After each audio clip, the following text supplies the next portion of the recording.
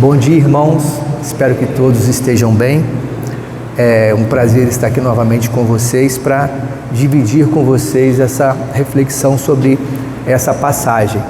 Passagem essa que é proposta no nosso calendário litúrgico e que nos propõe alguns desafios que vão ser esclarecidos ao longo da leitura.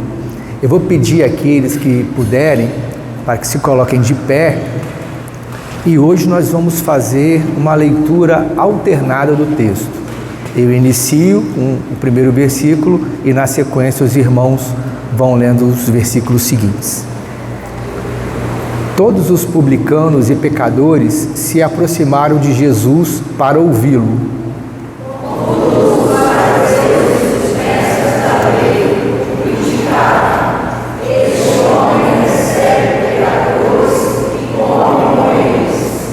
Então Jesus lhes contou essa parábola.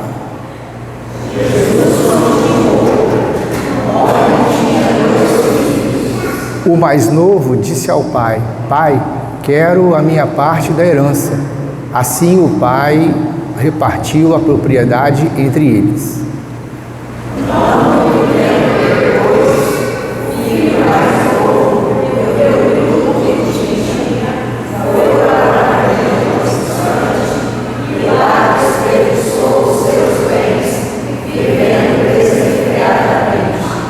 Depois de ter gastado tudo, houve uma grande fome em toda aquela região, e ele começou a passar necessidade.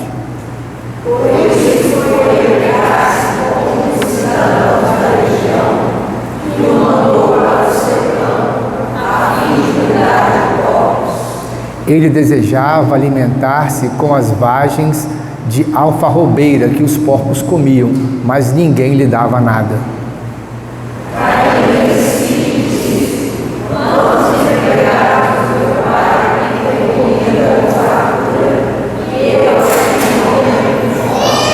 Todos juntos agora. Vou me levantar, voltar para o meu pai e dizer a ele: Pai, pequei contra o céu e contra ti. Já não sou digno de ser chamado teu filho, trata-me como um dos seus empregados.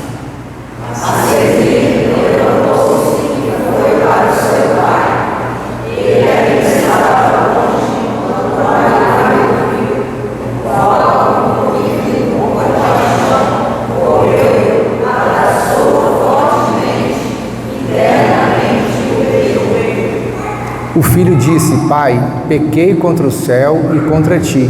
Não sou mais digno de ser chamado teu filho.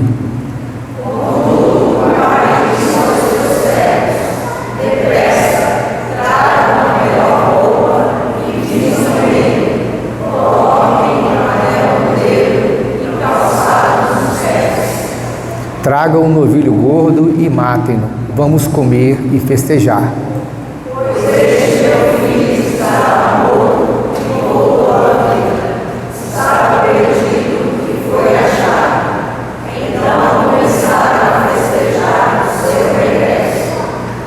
Enquanto isso, o filho primogênito estava no campo.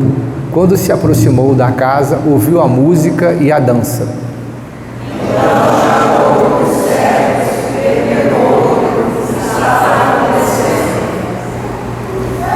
Esse lhe respondeu: O seu irmão voltou e o seu pai matou o novilho gordo, porque o recebeu de volta são e salvo.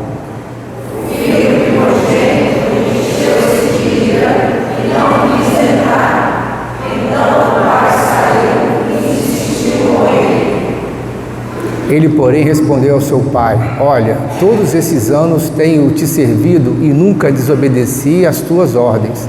Entretanto, tu nunca me destes nem um cabrito para eu festejar com os meus amigos.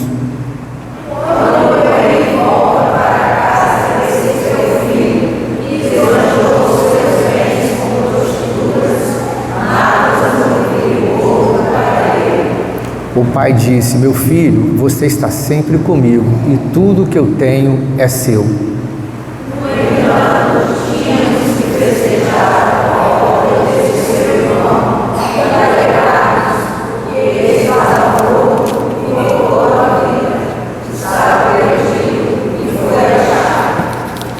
Os irmãos podem se assentar.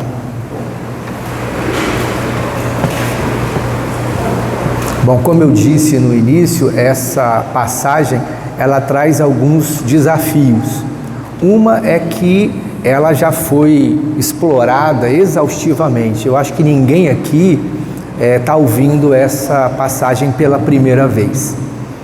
Então é como se você fosse assistir um filme que você já sabe o final. Mas certos filmes, nós somos apaixonados por eles e às vezes assistimos mais de uma vez. E cada vez que a gente assiste, a gente presta atenção num detalhe diferente do filme. E aquela história vai ficando cada vez mais bonita. E é assim que eu quero tentar fazer hoje com vocês, para tentar extrair dessa história uma beleza ainda inédita para nós. Se Deus quiser, conseguiremos.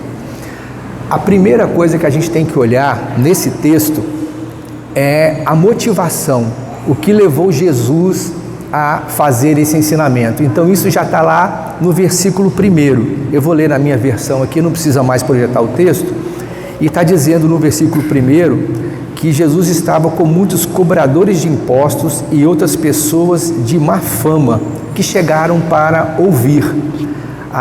O verbo ouvir no grego, ele tem também a conotação de ouvir e aprender, ouvir e mudar. Não é só ouvir por ouvir. Por isso que Jesus diz, quem tem ouvidos para ouvir, ouça. Então é ouvir, aprender e mudar de pensamento. E no versículo 2 já vem uma outra turma, que são os fariseus e os mestres da lei, criticando Jesus e dizendo, esse homem se mistura com gente de má fama e toma refeição com eles. Então Jesus contou esta parábola. Daí a gente pulou para o filho pródigo. Só que antes ele conta duas parábolas, né? A parábola da ovelha perdida e a parábola da moeda perdida, que não tem como a gente entrar no filho pródigo sem antes falar da parábola da ovelha perdida e da parábola da moeda perdida.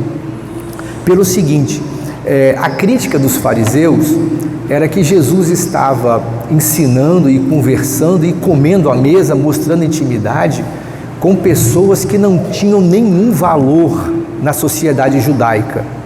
Hoje a gente tem esse conceito de pecado é pecado, não existe pecadinho nem pecadão, mas naquela época não. Existiam as melhores pessoas e as piores pessoas. E as piores pessoas, o pior tipo de pessoa que poderia haver na sociedade era o cobrador de imposto e a prostituta.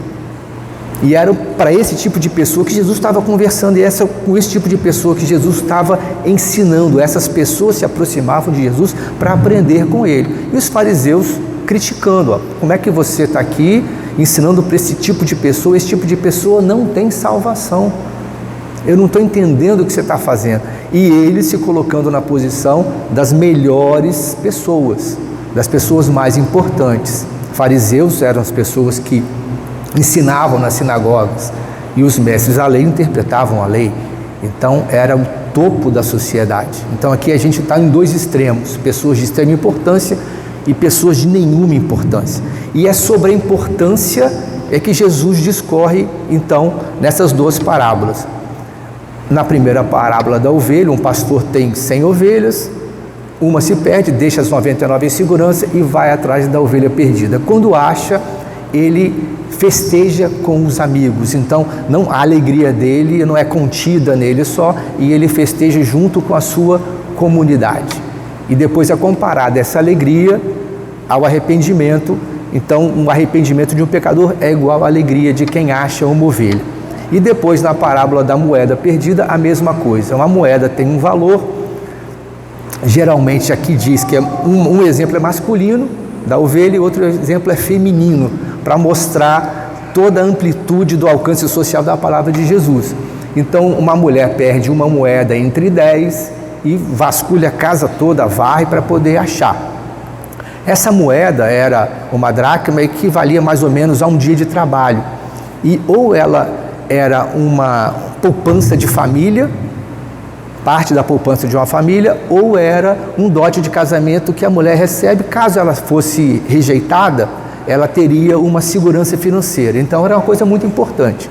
Então Jesus está dizendo, aqui nessas duas primeiras parábolas, eu estou só fazendo uma introdução, né? Como se Jesus tivesse uma introdução. Eu vou entrar com uma introdução aqui, vou mostrar uma introdução para mostrar para vocês as coisas que vocês dão valor. E olha o esforço que vocês fazem para resgatar coisas de valor, coisas materiais, uma ovelha, uma moeda, mas olha o esforço que vocês fazem para resgatar e ter de volta aquilo que para vocês é precioso. Agora eu vou contar uma terceira história, que é do filho pródigo. E eu vou mostrar para vocês o tamanho do esforço que eu faço para resgatar as coisas que eu valorizo. E ele entra com a história do filho pródigo. Um filho que pede ao pai uma herança, estando o pai vivo. Vocês já viram herança de pai vivo? Geralmente a herança acontece quando o pai morre, né? O pai morre, divide-se a herança entre os filhos. Nessa época também não era diferente. Agora, pedir herança de pai vivo significava dizer para esse pai: pai, para mim você morreu, de você eu não quero mais nada, de você me interessa apenas o seu dinheiro, eu quero viver a vida de acordo com as coisas que eu acredito, eu quero fazer as coisas à minha maneira. E no texto não diz em nenhum momento que o pai falou: meu filho, pensa melhor, ou não é bem assim. Não, o pai vai e dá a herança, e poucos dias depois ele vai embora com a herança. Então isso ilustra como para Deus é importante a nossa liberdade, como Ele nos deixa livre para fazer as nossas escolhas, por pior que elas sejam, que essa foi uma escolha muito ruim. E assim ele faz, vai para uma terra distante, poucos dias depois, não esperou muito não, foi para uma terra distante e gastou tudo que o pai tinha, desperdiçou todo o dinheiro, com farra, com festa, com prostituta mesmo.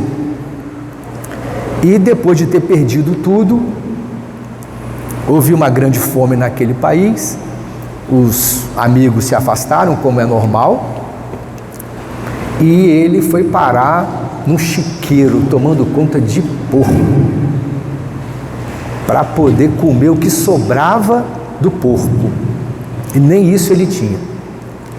Então o texto diz que ele caiu em si, e é interessante que o texto não diz que ele se arrependeu profundamente, ou que fez uma reflexão muito profunda sobre o que ele havia feito, não. Só diz que ele caiu em si e se levantou. E essa parte é muito importante, porque quando nós erramos, temos muitas vezes a tendência de achar um culpado para o nosso erro.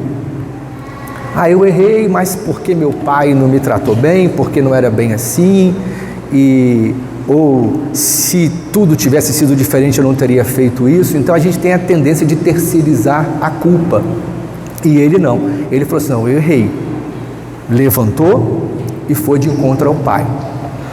É uma atitude madura, sim, um pouco atrasada, mas é uma atitude corajosa.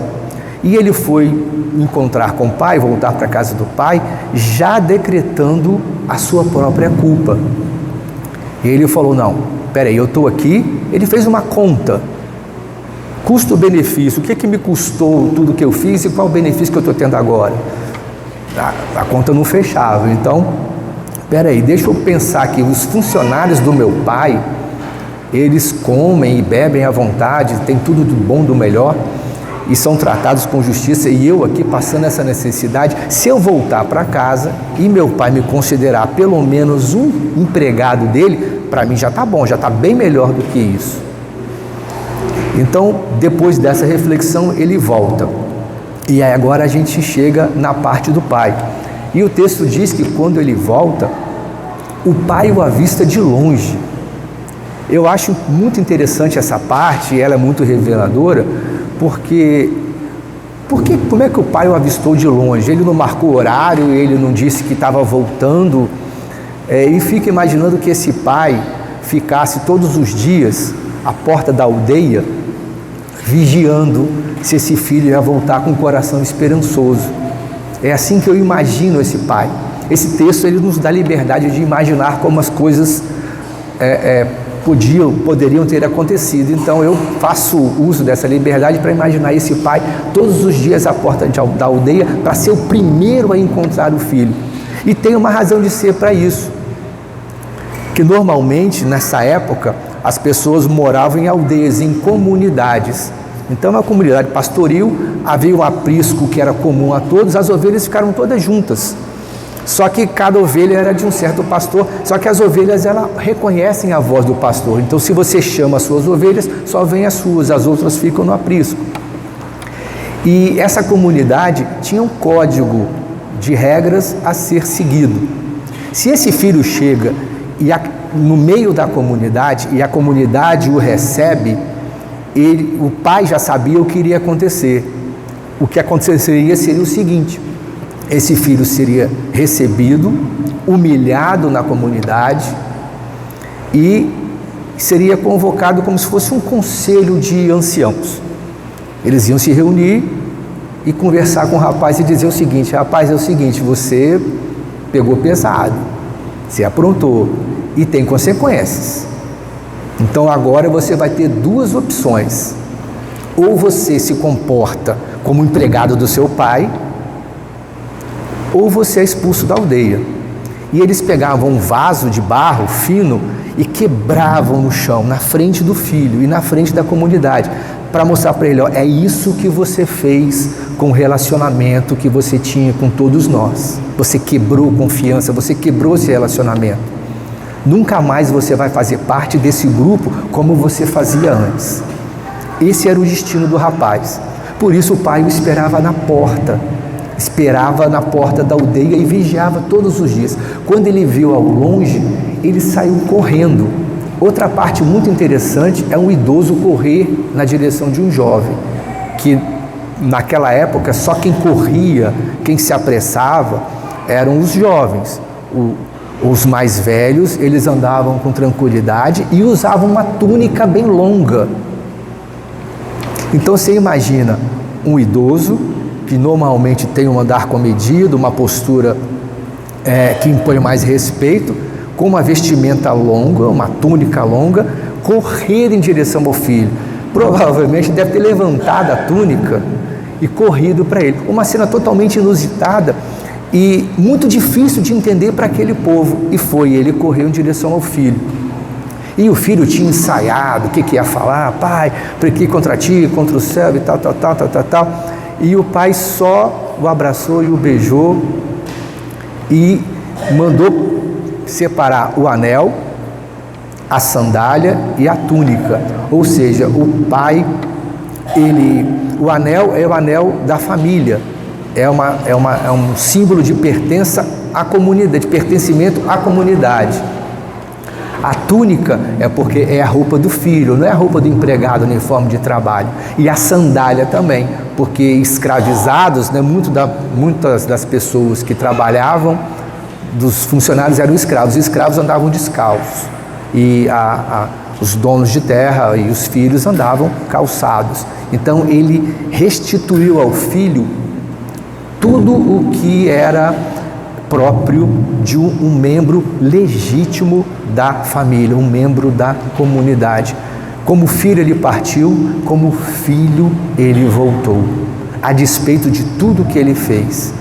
E foi dar uma festa, vamos festejar. Meu filho estava morto e reviveu, estava perdido e foi achado, e vamos fazer uma festa. Aí chega o filho mais velho, né? Ouve o barulho e vai perguntar para o funcionário: o que está acontecendo? Não, seu irmão voltou, e tal. Voltou, seu pai está feliz porque ele voltou com saúde e está festejando. Aí ele fica indignado, porque na opinião dele, o pai dele está cometendo uma grande injustiça. Como assim? Eu sempre estive com você, eu sempre obedeci tudo o que você mandou, você nunca me deu um cabrito para festejar com os meus amigos. E esse filho mais velho, ele ilustra bem a figura do moralista, das pessoas que elas procuram intimidade com Deus pela obediência. A obediência não é um caminho para se chegar a Deus. A obediência é uma consequência de uma chegada prévia.